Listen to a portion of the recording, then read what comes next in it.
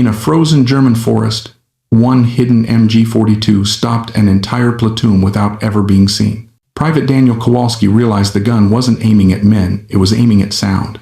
So he stood up, made himself the loudest thing in the woods, and let the machine gun chase him instead of the platoon. February 1945. The ridge outside the German village of Schmidt was quiet in a way that felt wrong. Snow covered everything, muting footsteps, swallowing sound, and turning the pine forest into a maze of white trunks and shadow. Visibility was barely 30 yards. Beyond that, shapes dissolved into gray. U.S. Infantry Platoon had been ordered to hold the ridge until nightfall. Behind them, an artillery battery was setting up in a shallow clearing, guns still uncamouflaged, crews exposed. If the Germans broke through the trees, the battery would be destroyed before it could fire a single round. The problem appeared almost immediately. Two opened up from downhill. The first burst cut through the forest at an angle that made no sense. The sound cracked and echoed, bouncing off trees, impossible to place. Men dropped instinctively, pressing into frozen ground that could not be dug. The second burst came from what sounded like a different direction. Then a third. The gun was walking, its fire, not searching blindly, but reacting. The attempt to shift positions triggered another burst. Muzzle flash. There was none. Snow absorbed the light, trees swallowed it. The gun was firing uphill, perfectly positioned, its crew invisible and protected by the terrain. The forest magnified confusion and punished movement. It's passed. No one was hit yet, but everyone understood the math. Staying still meant eventual death. Moving without a plan meant immediate death. Radios crackled softly, useless. Artillery support was impossible with friendly troops so close and no clear target. First Class Daniel Kowalski lay behind a fallen tree, listening. He wasn't watching the forest the way the others were. He wasn't looking for flashes or shapes. He was listening to how the gun reacted. Each burst came seconds after a sound snow crunching, a branch snapping, a whispered order carried too far in the cold air. The machine gun wasn't tracking men.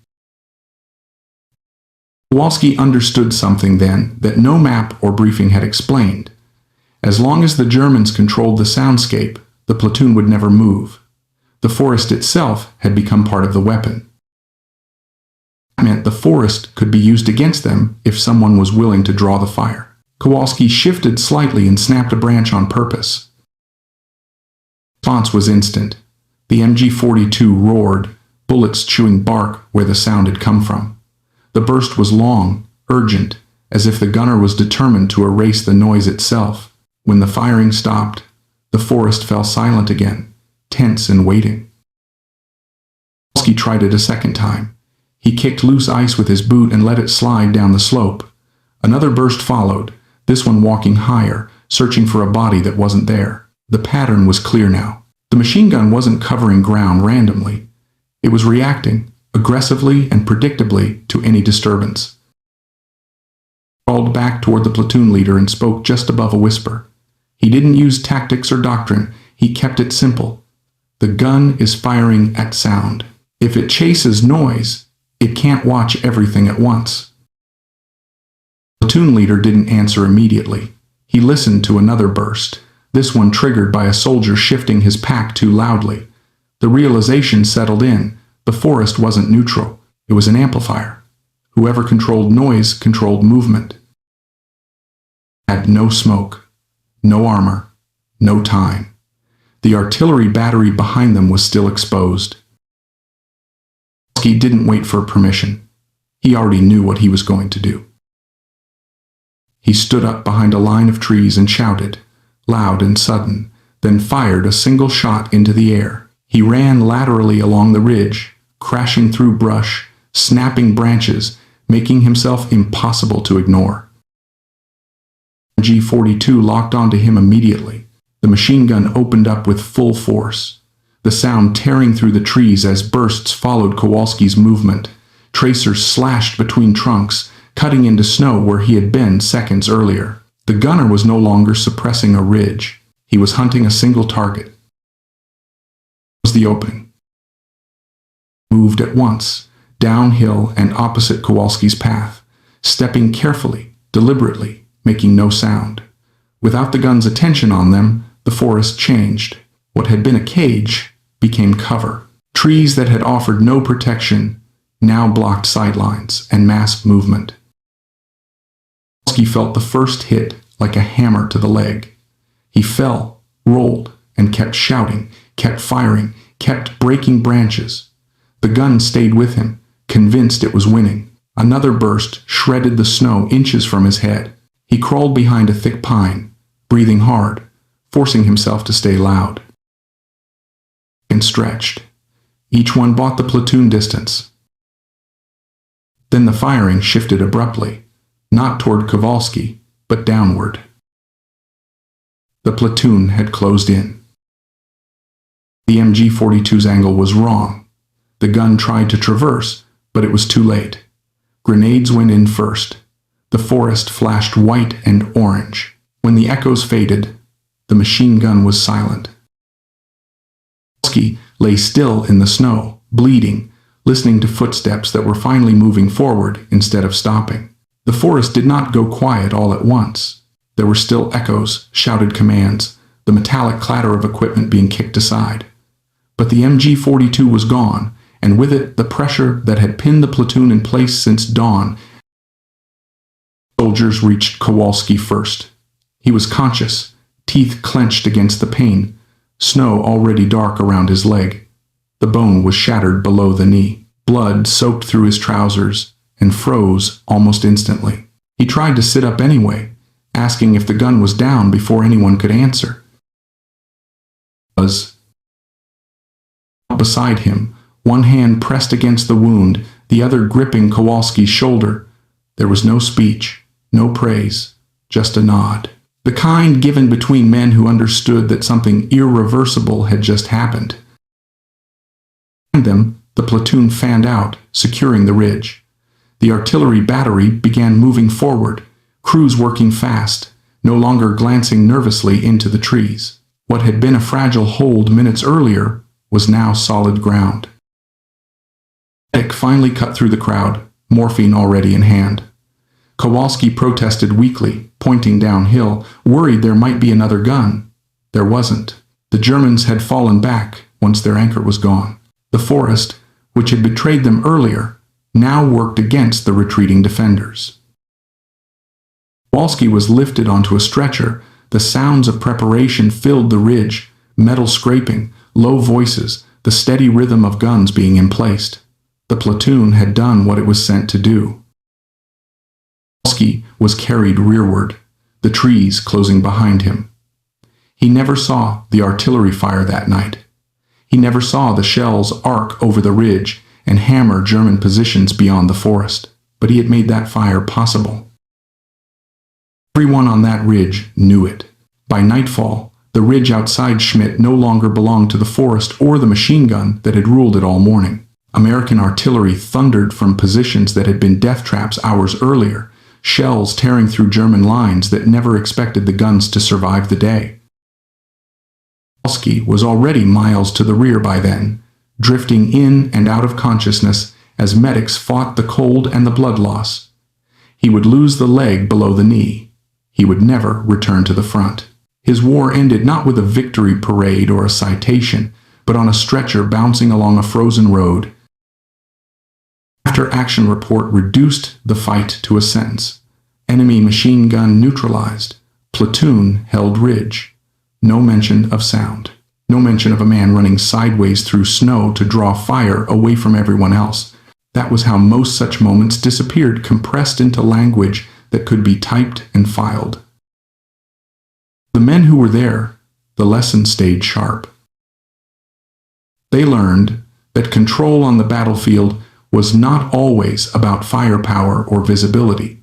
Sometimes it was about perception. The MG42 had been powerful, but it had depended on one assumption that fear would freeze movement. When that assumption failed, the gun became blind.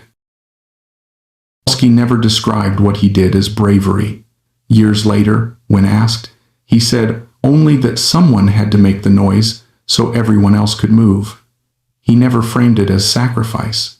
To him, it was a practical decision made in a bad situation. The ridge outside Schmidt would not appear in history books. No map would mark where the gun had stood or where Kowalski fell, but every man in that platoon carried the memory forward, a quiet understanding that sometimes the only way to break a trap is for one person to step into it on purpose. That is how the platoon held the ridge, not by overpowering the enemy, but by giving the machine gun exactly what it wanted until it wanted the wrong thing. The lesson did not end with the ridge. Later, replacements filtered into the unit, young men who had not heard the gun in the forest, who had not felt how silence itself could become a weapon. The veterans did not tell the story loudly. They did not turn it into a boast or a warning. They taught it quietly, in small corrections. Move when the gun is distracted. Listen before you look. Control what the enemy reacts to, not just what he can see. Kowalski had revealed was not a trick, but a truth about combat that rarely appears in manuals. Weapons do not dominate ground on their own. They dominate ****, attention, ****. The MG42 had controlled the ridge because it controlled what everyone reacted to. Once that control was hijacked, the entire situation unraveled. Understanding followed the platoon into later fights. In villages, they watched how Germans fired at windows instead of alleys. In open fields, they noticed how bursts chased movement rather than purpose. They learned that fear could be steered, that enemy fire could be pulled like a lever if someone was willing to expose themselves first. Everyone survived long enough to apply the lesson. War did not become fair just because it became clearer, but the men who lived understood something fundamental. Most battlefield traps persist not because they are unbreakable, but because breaking them requires someone to act against instinct. Kowalski never returned to that forest. He returned to a country that moved on quickly, a country that had no language for explaining how sound, snow, and fear could decide who lived and who died. He built a life on one leg. He worked. He married. He rarely spoke about the ridge. Men who stayed carried the story forward, without names or medals attached. They carried it as a rule of survival. When the enemy controlled the fight, someone had to change the terms, even if that meant becoming the focus of everything the enemy had. That's how the platoon remembered him, not as a hero, not as a symbol, but as the man who taught them that sometimes the only way to move forward is to give the enemy exactly what he thinks he wants until it costs him everything. What followed, long after the forest and the ridge had slipped behind the front lines, was the slow, uneven process of understanding what that moment had actually meant. Not understanding in an academic sense, but the kind that settles into behavior, into instincts, into the way men move and think when things begin to go wrong. It does not pause to allow lessons to be neatly learned. It continues, indifferent to insight.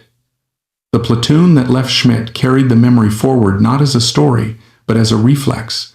When fire erupted suddenly, they listened before they reacted. When pinned, they asked not only where the enemy was, but what the enemy was responding to. Noise, movement, expectation, those became as important as weapons and cover. Shift did not make combat safer, it made it more honest.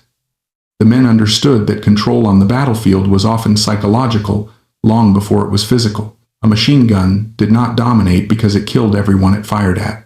It dominated because it convinced people that movement was futile. Once that belief took hold, the gun no longer needed to be accurate. Fear did the work for it. Kowalski had broken that mechanism by refusing to behave the way the weapon expected. He did not seek cover. He did not freeze. He moved loudly and visibly, forcing the gun to reveal its priorities. In doing so, he exposed the gap between suppression and control.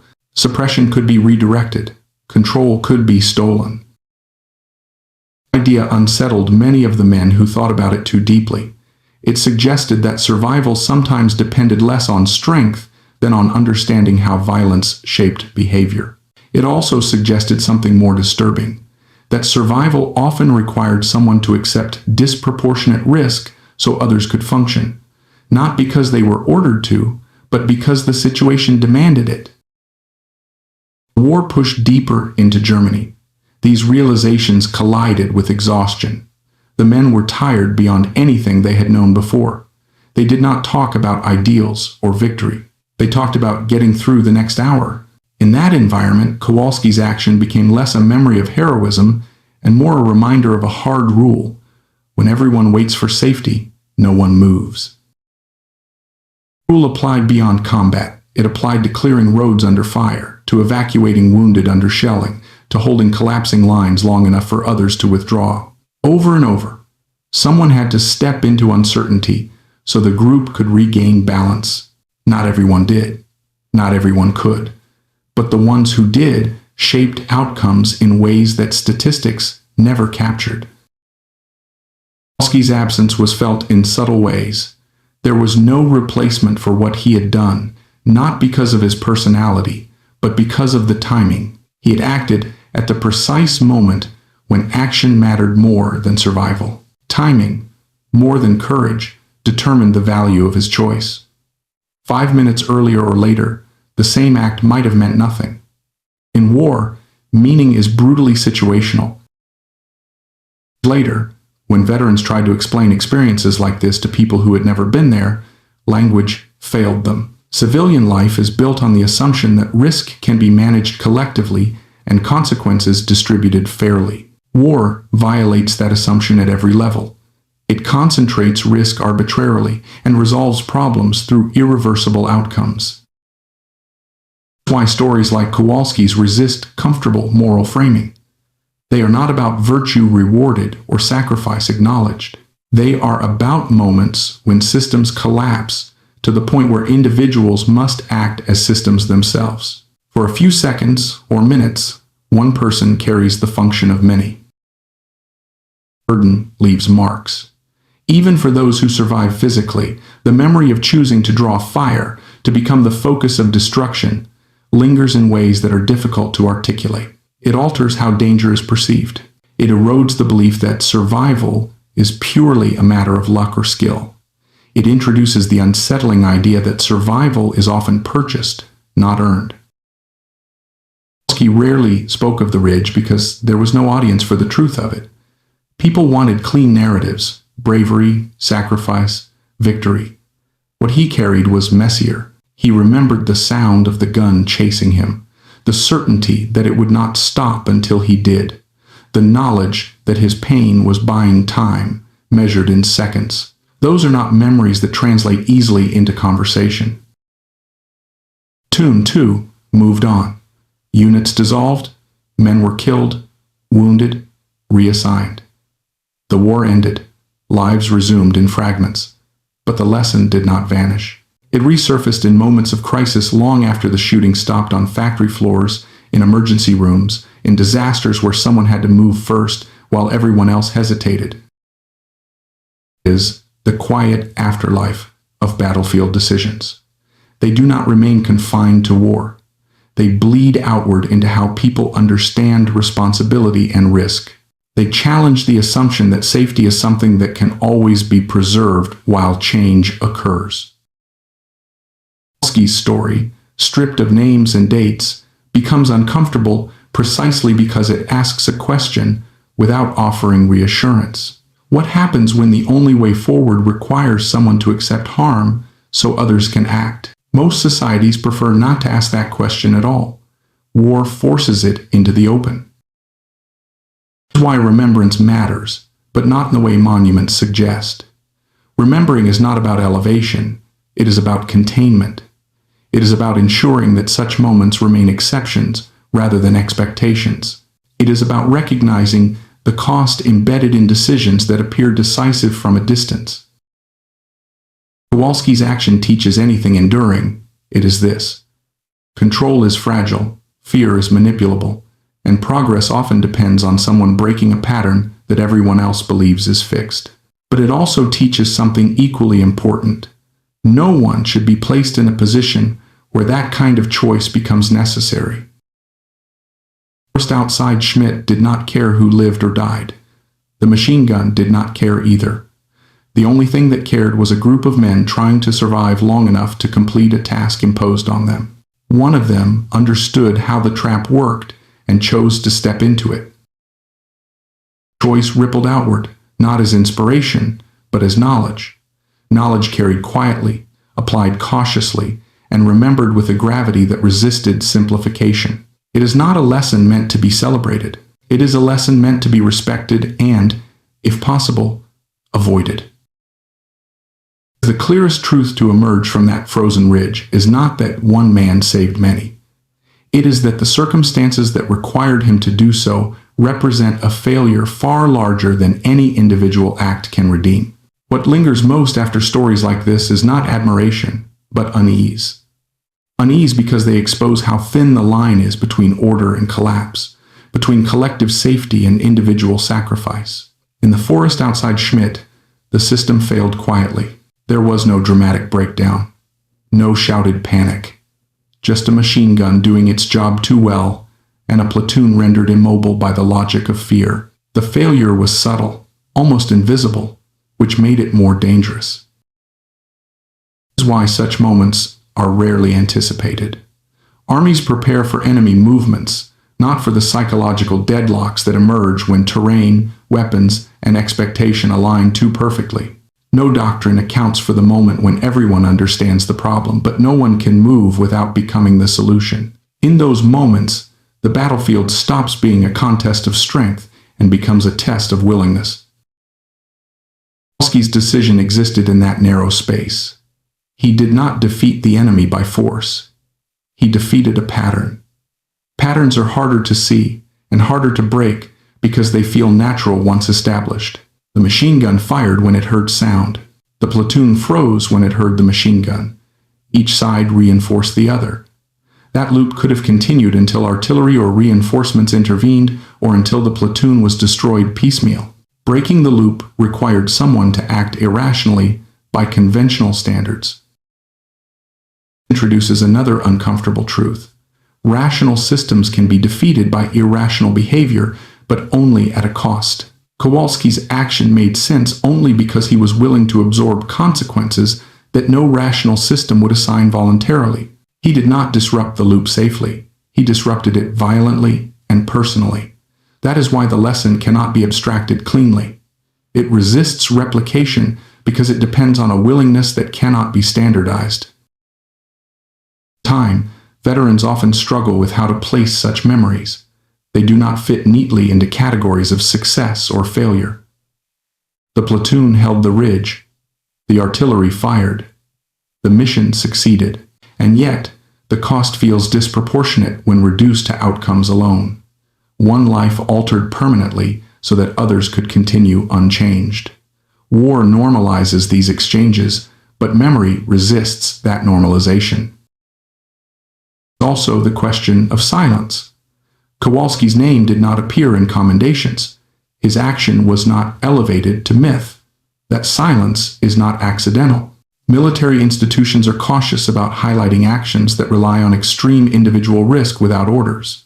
To do so risks encouraging imitation without context. The system needs such actions to occur, but it cannot openly endorse them. Tension creates a strange kind of invisibility.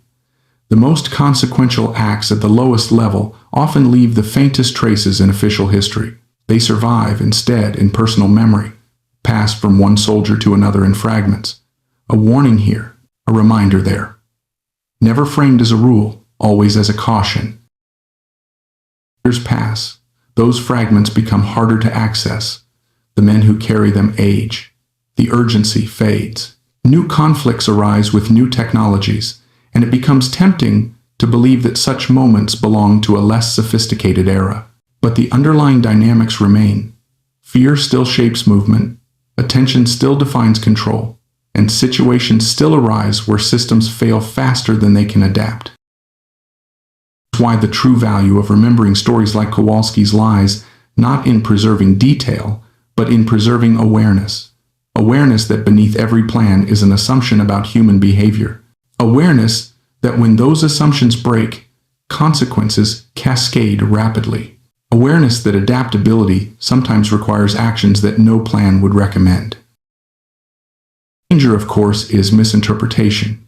It is easy to read such stories as endorsements of self-sacrifice. They are not. They are records of what happens when options disappear. They describe the edge of human capacity, not a standard to be met, treating them as inspirational risks, erasing the suffering that made them necessary. In civilian life, we often celebrate those who step up in crises. The language sounds similar, but the reality is different. In most crises, stepping up does not require absorbing lethal risk. In war, it often does.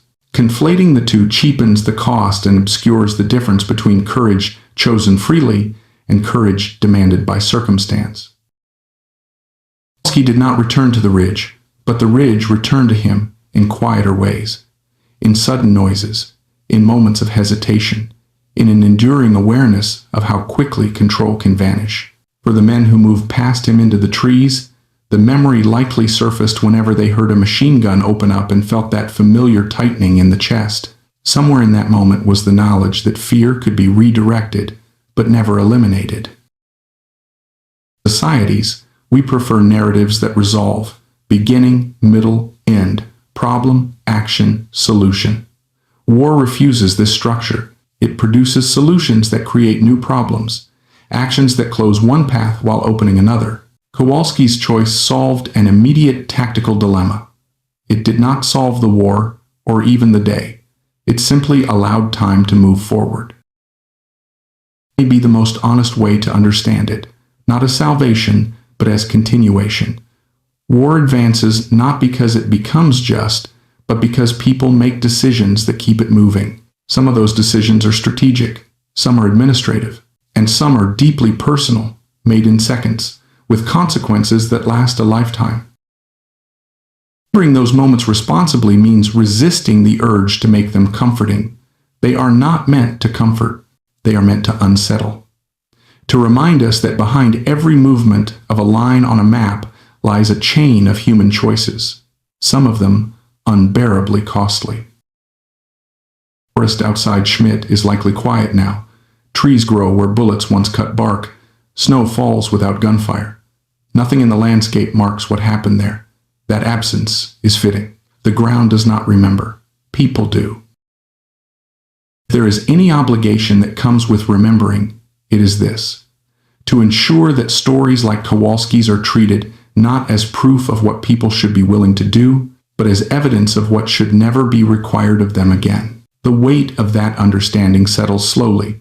It does not arrive as a single realization, but as a series of small recognitions that surface over time.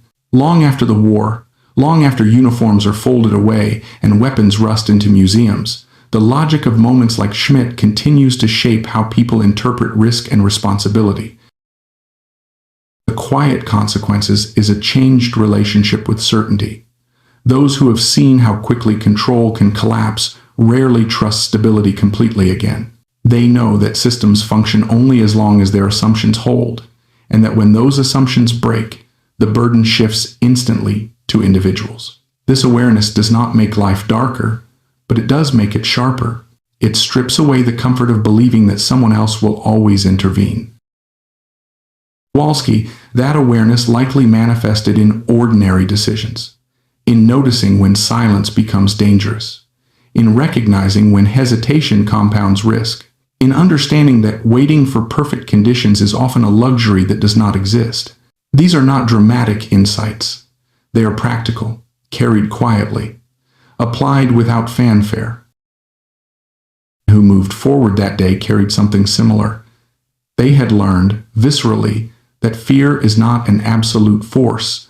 It can be shaped, redirected, even exploited, but only briefly, and only at a cost.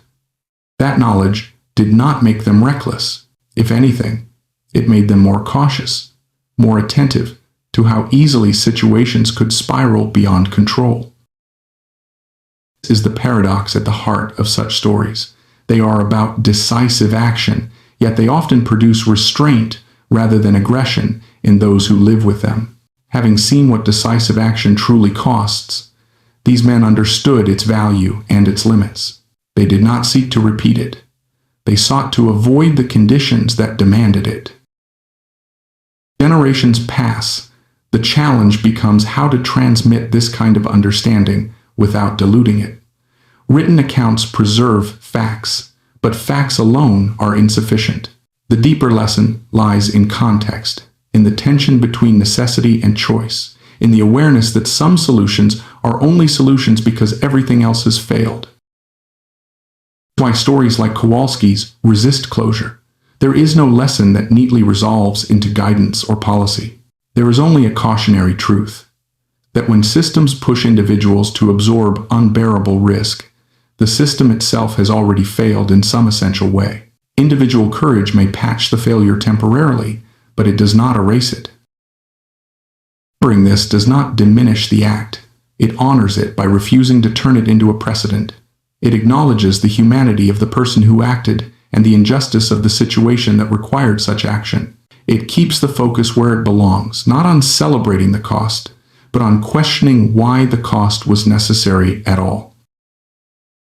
End.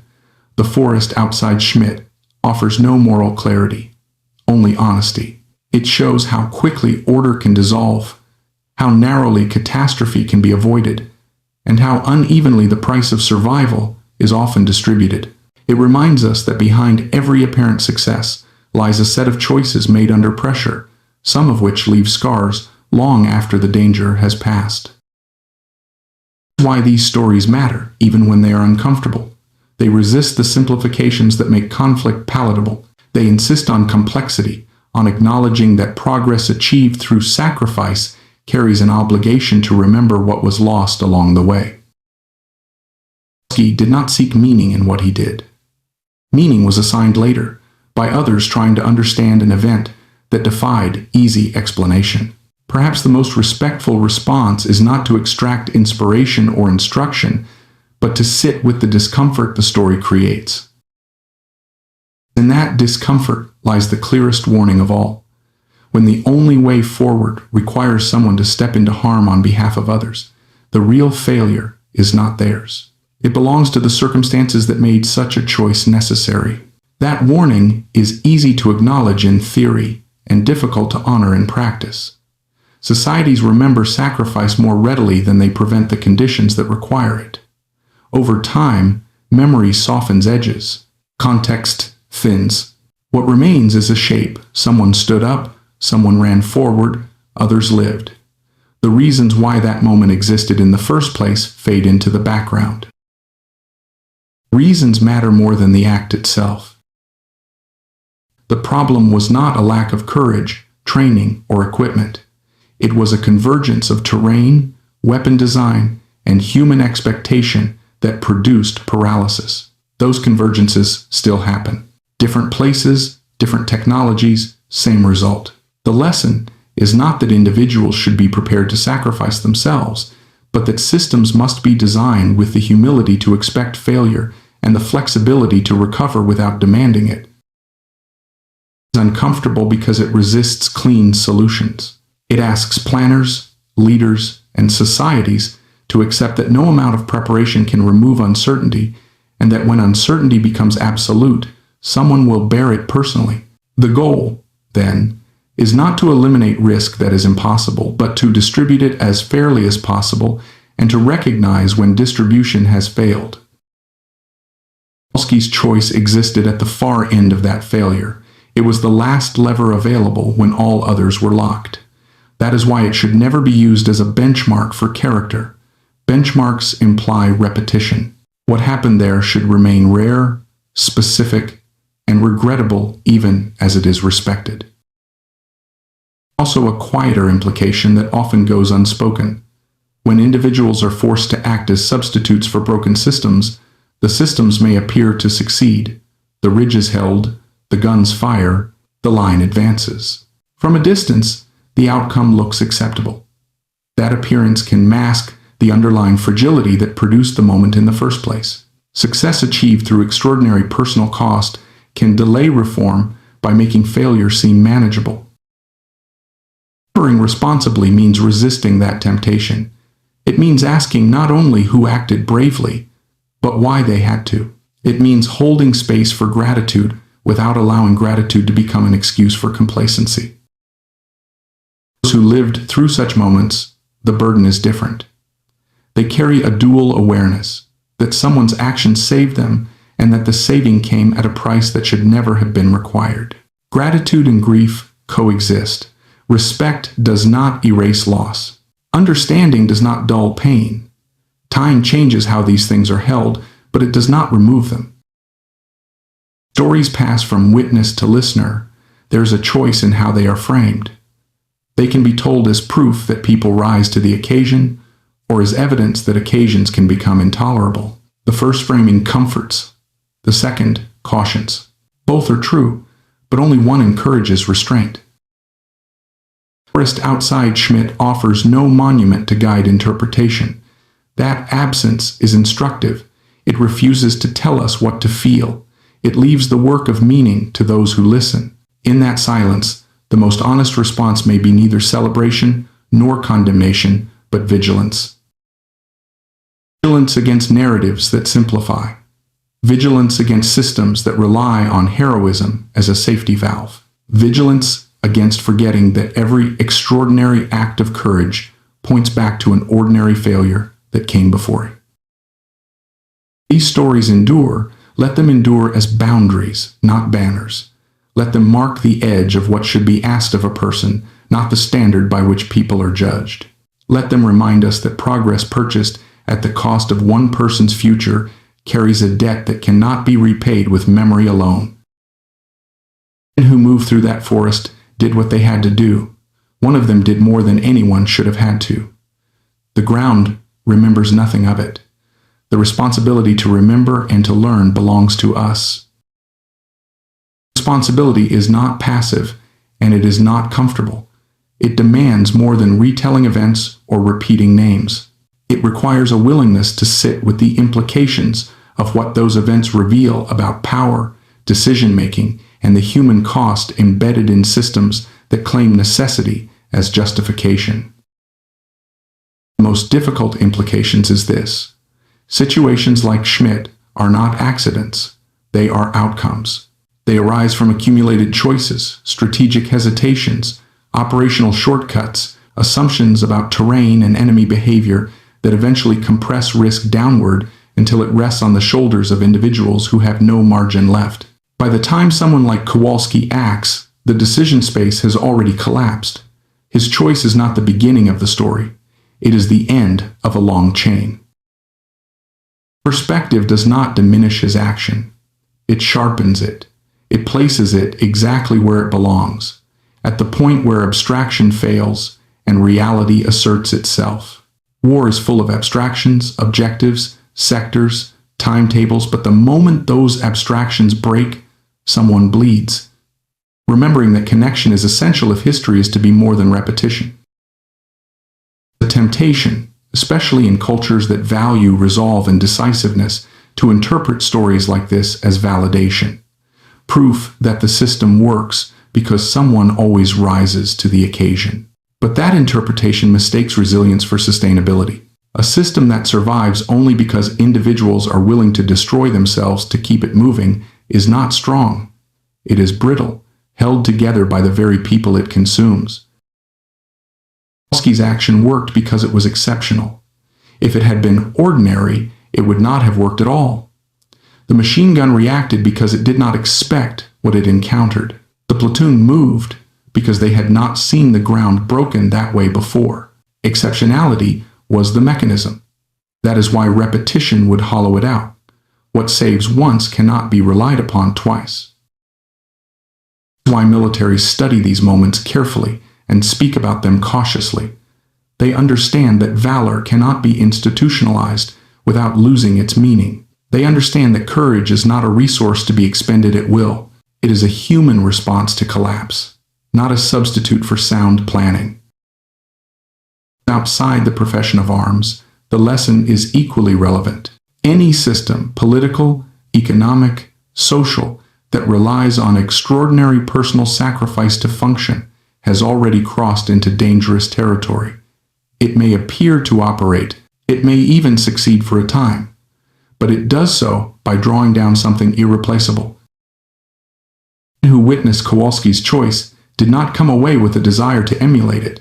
They came away with a heightened sensitivity to early warning signs, to moments when pressure begins to pool in one place, to situations where silence becomes oppressive rather than calm. They learned to ask different questions sooner, not because they wanted to be heroes, but because they wanted to avoid needing one. That is perhaps the most transferable lesson of all. Prevention is quieter than rescue. It rarely produces stories worth telling, but it spares people from being forced into choices that cannot be undone. The highest respect for acts like Kowalski's is not imitation, but foresight. Time passes, the details of the forest will blur, names will be forgotten. Even the war itself will recede into abstraction. What must not be lost is the understanding that behind every story of extraordinary courage lies an ordinary failure that preceded it. Remembering only the courage without examining the failure risks honoring the symptom while ignoring the disease. The forest outside Schmidt has long since returned to itself. Trees grew, snow melted. Nothing remains to indicate that a man once stood there and chose to become the focus of destruction so others could move. That absence is honest. Nature does not commemorate, it erases. Memory is the only place where such moments persist. What we choose to do with that memory determines whether it becomes a justification or a warning. The difference is subtle, but the consequences are not. The story is carried forward. Let it be carried as a reminder of limits. Limits of systems, limits of doctrine, limits of what should ever be asked of an individual. Let it stand not as a call to valor, but as an argument for responsibility at every level above the person who finally steps forward. When someone has to do what Kowalski did, the question is not whether he was brave enough. The question is why the world around him. It indicates that redundancy is gone, margins are gone, and the system is running on borrowed time. At Henderson Field, Basilone stepped up because machine gun crews were dead, ammunition was running out, and doctrine no longer applied. On the forest road, the driver stepped up because the tank's engine failed and no recovery was possible. In both cases, the individual became a temporary patch for systemic breakdown. This is the point where popular narratives diverge sharply from reality. Stories emphasize willpower, grit, and determination. Reality emphasizes constraint, The people who endure these moments do not choose heroism. They choose between two forms of loss and take the one that preserves the system, even if it destroys them later. Later destruction is harder to see, which makes it easier to ignore. When wars end, societies rush to closure. They want demobilization, reintegration, and normalcy. They want to believe that the extraordinary behaviors demanded by war can be neatly folded back into ordinary life. This belief is not supported by evidence. People optimize for survival under extreme pressure, often struggle in environments where pressure is diffuse, ambiguous, and slow. The clarity of crisis disappears. The feedback loop breaks. Actions no longer produce immediate, tangible results. The skills that once mattered most, endurance, suppression of pain, relentless focus, lose their usefulness. Remains is a nervous system calibrated for emergencies that no longer arrive. This is why many veterans describe peace as strangely empty or overwhelming. Not because they miss violence, but because they miss coherence, War reduces the world to solvable problems with direct consequences. Peace expands it into uncertainties with delayed outcomes. The transition is not relief, it is destabilization. The German driver returned to a world where engines could be turned off without consequence, where machines could be left broken overnight, where failure did not mean immediate death, These conditions are healthier, but they are alien to someone whose survival depended on ignoring every instinct to stop. The difficulty is that societies benefit from this kind of adaptation while pretending it leaves no residue. They build myths of resilience that celebrate endurance but avoid discussing recovery. They honor the act without acknowledging the aftermath. This creates a cycle. Each war produces a generation of people who learned how to hold collapsing systems together with themselves. Each piece struggles to absorb them. The lesson learned by institutions is not restraint, but reliance. If necessary, someone will step up again. Reliance is dangerous. Plans that assume